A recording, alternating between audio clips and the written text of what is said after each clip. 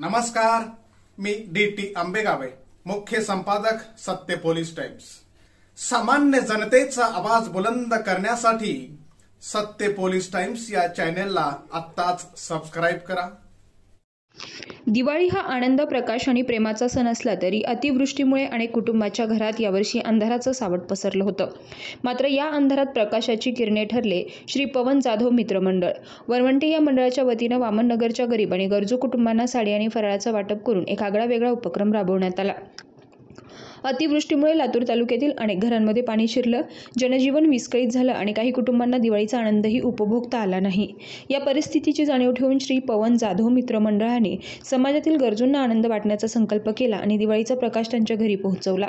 या उपक्रमात साडी आणि फराळाचं वाटप करण्यात आलं, ज्यामुळे अनेकांच्या चेहऱ्यावर समाधान आणि आनंदाची लकीर उमटली।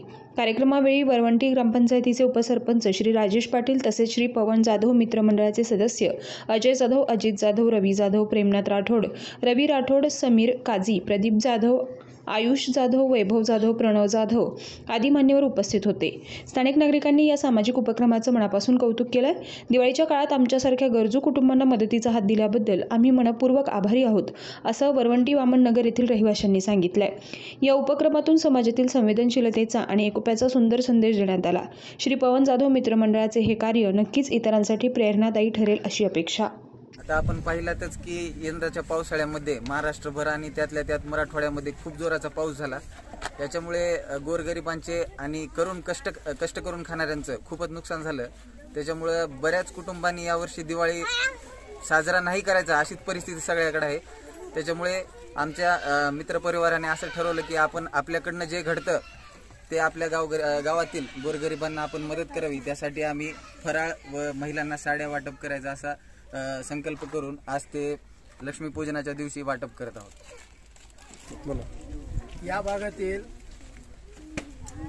सरपंच पवन भैया जाधव यांनी या परिसरातील पाहणी केली आणि खरोखरच त्यांनी आता जी काही बाईट दिली ती अगदी योग्य आणि बरोबरच आहे। कारण पावसामुळे या परिसरामध्ये इतकी हालाकीची परेशानी झालेली आहे की दिवाळी हा सण कोणीही साजरा करू शकत नाही। कारण पाण्याची भरपूर घरामध्ये पाणी घुसलेलं आहे, कामाची माणसाची हालेगर्जीची परिस्थिती झालेली आहे।